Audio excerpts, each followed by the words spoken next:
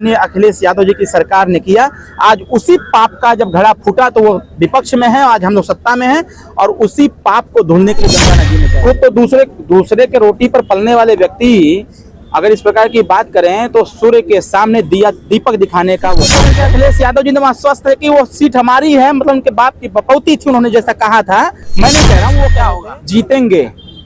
सब समाजवादी लोग बता रहे हैं कि हम लोग जीतेंगे, झूठ बोल रहे हैं। अगर उसमें हस्तक्षेप कर दी है तो सुप्रीम कोर्ट का विषय है, वो जो निर्णय दे। लेकिन अगर सरकार हमारी कह रही है कि उसे प्रधानमंत्री आवास बनाएंगे तो इससे अच्छा पुण्य का काम माननीय अखिलेश यादव जी ने हमेशा से दलितों को, अति पिछड़ों को, अति दलितों को, अल्पसंख्यकों को और जितने वंचित वर्ग के लोग थे उनको धोखा देने का काम किया, उनका हिस्सा लूटने का काम किया। उनसे जरा पूछवाइएगा कि गंगा नदी में 2001 को श्रीनगर एयरपोर्ट पर स्वर्गीय जगपत राम जी 6 आतंकवादियों को मारते हुए शहीद हो गए। आज उन्हीं का शहादत दिवस का कार्यक्रम था। इस शहादत दिवस में आकर के आज हम सब लोगों ने स्वर्गीय जगपत राय जी ने जो कार्य किया था उसको बताने का काम किया और इसके साथ साथ कम से कम गाजीपुर की धरती पर ऐसे जो वीर शहीद लोग हैं, ऐसे लोगों को अगर लोग याद कर रहे हैं तो इससे अच्छी बात क्या है। आज के इस व्यस्ततम समय में यहाँ की जनमानस ने समय निकाल करके सुबह 10 बजे से शाम अभी 5 बजने जा रहा है, 5 बजे तक अगर बैठ करके स्वर्गीय जगपत राय जी के शहादत दिवस के कार्यक्रम में शरीक हों और इनके बारे में चर्चा करें तो ये सिर्फ चर्चा का विषय नहीं है। कम से कम स्वर्गीय जगपत राय जी को याद करते हुए आने वाली पीढ़ियों को एक नसीहत के तौर पर मिल रही है कि इस देश की रक्षा सुरक्षा के लिए हम सब लोगों को अपनी अपनी जिम्मेदारी का निर्वहन करना चाहिए। जबकि हर सबका क्षेत्र अलग अलग है, लेकिन इसी जनसंख्या में से तमाम लोग ऐसे लोग हैं जो कोई सीमाओं की रक्षा करता है, तो कोई जल सेना में जाता है, कोई वायु सेना में जाता है, कोई थल सेना में जाता है। तो कहीं ना कहीं आज का ये कार्यक्रम इस क्षेत्र को भी एक संदेश दे रहा है और इसके साथ साथ पूरे जनपद को यह बताने का भी प्रयास किया होगा कि स्वर्गीय जगपत राय जी जब श्रीनगर में पोस्टिंग उनकी थी, जगपत राम जी जब उनकी श्रीनगर में पोस्टिंग थी तो उन्होंने अपने बंदूक से 6 आतंकवादियों को ढेर करते हुए स्वतः शहीद हो गए थे। इसकी चर्चा अपने संबोधन में आपने कहा कि उनके स्मारक स्थल पे एक हाई लाइट और गेट भी लगाया जाएगा। ये कार्य कब और कैसे संभव? देखिए, माननीय विधायक जी हमारे बगल में बैठे हुए हैं और परिवारजनों की यह मांग थी। मांग क्या है, ये तो होना चाहिए, ये कोई मांग मैं इसको नहीं कह सकता हूँ, ये तो स्वतः की इच्छा होनी चाहिए कि हम ऐसे स्थलों को कम से कम सौंदर्यीकरण के तौर पर लावें, वहाँ किसी प्रकार की कोई दिक्कत न हो पावे, वहाँ प्रकाश रहे, वहाँ के रास्ते अच्छे रहे, ताकि रास्ते अच्छे रहेंगे तो आने जाने वाले लोग, क्योंकि यहाँ तो खुद पिता का नाम लोग भूलते चले जा रहे हैं, शहीदों के नाम जो इस देश के वीर क्रांतिकारी थे उनका नाम भूलते चले जा रहे हैं। तो कम से कम ऐसी चीजें रहे, इसकी दूर दूर तक चर्चा हो। ऐसे सड़क का भी नाम होना चाहिए जिससे कि उस सड़क पर जब जाए तो जो मैप में वो इंगित हो, दर्ज हो, कोई मैप में अगर सर्च करे कहीं जाने के लिए तो उस पर इंगित हो, उस पर आवे कि ये स्वर्गीय जगपत राम जी के नाम से ये रास्ता बना हुआ है, तो उनके नाम पर लोग गूगल पर भी डाल के सर्च करें, उनके बारे में समझने का भी लोग प्रयास। अभी आपने जैसे चर्चा किया कि प्रयागराज में कुंभ का मेला लगा है, विपक्षी के द्वारा आए दिन कुछ कटाक्ष किए जा रहे हैं कि जिनके पाप है उनको अपना धुलने के लिए स्नान कर रहे हैं, इसको लिए क्या कहेंगे आप? अभी माननीय विपक्षी जो वर्तमान में है, माननीय अखिलेश यादव जी, उनसे जरा पूछवाइएगा कि गंगा नदी में क्या करने गए थे। वो भी तो डुबकी लगाए हैं, वो किसका पाप धुल रहे हैं? वो अपना पाप धुलने का प्रयास कर रहे हैं। जिस प्रकार से उत्तर प्रदेश की 4 बार की सरकार में माननीय अखिलेश यादव जी ने हमेशा से दलितों को, अति पिछड़ों को, अति दलितों को, अल्पसंख्यकों को और जितने वंचित वर्ग के लोग थे उनको धोखा देने का काम किया, उनका हिस्सा लूटने का काम किया। जो डॉक्टर बी.आर. अम्बेडकर साहब ने संविधान में समता, स्वतंत्रता, बंधुत्व और न्याय को स्थापित करने की बात कही थी, हर व्यक्ति का फंडामेंटल राइट, मूलभूत अधिकार देने का काम डॉक्टर बी.आर. अम्बेडकर साहब ने किया था। रोटी, कपड़ा, मकान, शिक्षा, दवाई, इन सब को लूटने का काम किसी ने किया तो माननीय अखिलेश यादव जी की सरकार ने किया। आज उसी पाप का जब घड़ा फूटा तो वो विपक्ष में है, आज हम लोग सत्ता में हैं और उसी पाप को धुलने के लिए गंगा नदी में गए थे। वहां तो एक कुंभ लगा हुआ है, वहां देश दुनिया नहीं पूरे विश्व के लोग आ रहे हैं। 7 राज्य के लोग उत्तर प्रदेश के प्रयागराज में आ रहे हैं, 7 राज्य के लोग अपनी पूरी कैबिनेट लेकर के आ रहे हैं कि कुंभ में हम लोगों को चलना है। इससे अच्छी बात क्या हो सकती है? स्वर्गीय मुलायम सिंह यादव की प्रतिमा लगाई गई है, उस पर जो है कटाक्ष कर रहे हैं लोग जो साधु संत महात्मा है, आपके हिसाब से क्या सही है? देखिए, क्या है कि स्वर्गीय मुलायम सिंह यादव जी उत्तर प्रदेश के मुख्यमंत्री रहे हैं और उनसे भी माननीय अखिलेश यादव जी को सीख लेना चाहिए।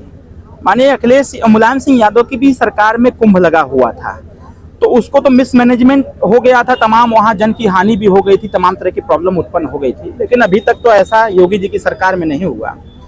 विपक्ष क्या है कि बार बार आपत्ति, हमेशा सही काम में गलती कैसे होगी इस पर। अभी देखिए शामली वाली जो घटना हो, संभल की जो घटना चल रही थी, बार बार उस पर भी टिप्पणी हो रही थी। लेकिन हम लोग हमेशा, जब भी हमसे पूछा गया, हमने कहा कि हमारी सरकार जीरो टॉलरेंस पर चल रही है, हमारी सरकार प्रयास करेगी कम दिन में उस चीज़ को सही कर लिया जाए। जो भी इसके पीछे साजिश रचने वाले लोग हैं, ऐसे लोगों के खिलाफ दंडात्मक कार्रवाई। तो प्रयागराज के कुंभ में जो माननीय मुलायम सिंह यादव जी का मूर्ति लगा करके लोग वहाँ अगर पुष्प अर्पित कर रहे हैं, तो इससे अच्छी बात क्या हो सकती है। समाजवादी के लोग वहाँ जा करके पुष्प अर्पित कर रहे हैं, क्योंकि इतना तो ज्ञान आया कि जो व्यक्ति अपने पिता को ही मंच से धक्का दे दिया, जो व्यक्ति उस पूरे समाज के सामने, पूरे मीडिया के सामने अपने पिता को बेइज्जत किया, अगर आज अकल आ गई है मरने के बाद भी कि कम से कम उनको पुष्प अर्पित किया जाए, तो इससे अच्छी बात क्या हो सकती है। यही तो अच्छी बात है कि इस सरकार ने यह भी सिखा दिया कि पहले पिताजी का सम्मान करो, उसके बाद फिर जनता का सम्मान। नेताजी, आपके दल के एक विधायक हैं अब्बास अंसारी जी, और लखनऊ में उनके जमीन पर हाई कोर्ट से आदेश हुआ है, उस पर प्रधानमंत्री आवास बनाया जा रहा है। सुप्रीम कोर्ट उसको रोक दिया, उस पर क्या आपका सोच है? अरे जब प्रधानमंत्री आवास बनाया जाए तो अच्छी बात क्या है सर? जमीन तो होना चाहिए। अब सुप्रीम कोर्ट इन्वॉल्व हो, अगर उसमें हस्तक्षेप कर दी है तो सुप्रीम कोर्ट का विषय है, वो जो निर्णय दे। लेकिन अगर सरकार हमारी कह रही है कि उसे प्रधानमंत्री आवास बनाएंगे, तो इससे अच्छा पुण्य का काम क्या हो सकता है। प्रधानमंत्री आवास बनेगा, गरीबों में बटेगा, गरीब वाह वाह करेगा, आशीर्वाद देगा, सबको आगे बढ़ेंगे। सर 2027 में कितने सीट पर आपकी दावेदारी रहेगी? 2027 की तैयारी के पहले त्रिस्तरीय पंचायत चुनाव की तैयारी में लपटा हुआ हूँ, और त्रिस्तरीय पंचायत चुनाव की तैयारी जबरदस्त तरीके से कर रहा हूँ। इस बार कई जनपद कब्जा करना है, कई जनपद में जिला पंचायत अध्यक्ष सुहेलदेव भारतीय समाज पार्टी का बनवाऊंगा, कई जिला पंचायत सदस्य जितवाऊंगा, उसके बाद विधानसभा पर लपटूंगा। अगर हमने 17 सीट पिछले 2022 के चुनाव में 17 सीट हम पाए थे, तो आने वाले समयों में कम से कम 35 सीट तक तो खींच के लेके जेबे करूंगा। सर मिल्कीपुर चुनाव है, इसमें क्या होगा? जीतेंगे। सब समाजवादी लोग बता रहे हैं कि हम लोग जीतेंगे। झूठ बोल रहे हैं। झूठ इसलिए बोल रहे हैं कि वो अभी बोल रहे थे ना, वो कौन सा कटहरी की सीट पर कह रहे थे कटहरी सीट हमारी है, एकदम खाता नहीं खोलने देंगे। 9 सीट पर चुनाव हो रहा था, 7 सीट हम लोग झटक लिए, 2 सीट किसी प्रकार से सपा जीती। बिहार में 4 सीट पर हो रहा था, 2 सीट भाजपा खाते में थी, दोनों जीत गए। तो कटहरी वाली सीट को लेकर के अखिलेश यादव जी ने आश्वस्त है कि वो सीट हमारी है, मतलब उनके बाप की बपौती थी, उन्होंने जैसा कहा था, मैं नहीं कह रहा हूँ, वो कहे थे। मिल्कीपुर को भी कह रहे हैं, तो वो खुली आंख से सपना देख रहे हैं। मिल्कीपुर हमारी फौज पहुंच गई है, और मिल्कीपुर को 100% चुनाव हम लोग जीतेंगे, क्योंकि उनको पता है कि चुनाव हारना ही है उनको। तो भाई कोई कैसे कहे कि हम हारेंगे, तो कहवे ना करेगा कि हम जीतेंगे, वहाँ निर्दल लड़ेगा तब वो कहे जीतेंगे। लेकिन हम लोग अपनी पूरी टीम को लगभग कटहरी चुनाव जीतने के बाद से ही वहाँ काम चालू करा चुके हैं। चुनाव वहाँ हम लोग जीतेंगे, 100% जीतेंगे। सर जी, महेंद्र राजभर बताते हैं कि पूरे उत्तर प्रदेश में इस बार आप लोग 27 में सफाया हो जाएगा। ये कौन व्यक्ति है? वो ठेका ले रखे हैं क्या? खुद का तो ठेका है नहीं। खुद तो दूसरे के रोटी पर पलने वाले व्यक्ति अगर इस प्रकार की बात करें, तो सूर्य के सामने दीपक दिखाने का वो काम है। इन सब चीजों पर विश्वास नहीं करता, मैं काम पर विश्वास करता हूँ। सुहेलदेव भारतीय समाज पार्टी प्रतिदिन काम करती है, प्रतिदिन काम करती है। एक भी दिन ऐसा नहीं है जिस दिन सुहेलदेव भारतीय समाज पार्टी काम न करती, प्रतिदिन काम करती है। जिस दिन हम काम करना बंद कर देंगे, उसी दिन हम समाप्त हो जाएंगे। उनकी हैसियत क्या है खत्म करने की? और कहने के लिए तो लोग यह भी कहते हैं, भगवान को गरिया देते हैं लोग, कहने के लिए तो प्रधानमंत्री जी को उल्टा सीधा बोल देते हैं। तो मैं इन सब चीजों पर विश्वास नहीं करता, मैं काम पर विश्वास करता हूँ, जिसका जो काम वो कर रहा है। सर दिल्ली में भी आपकी एंट्री हो चुकी है।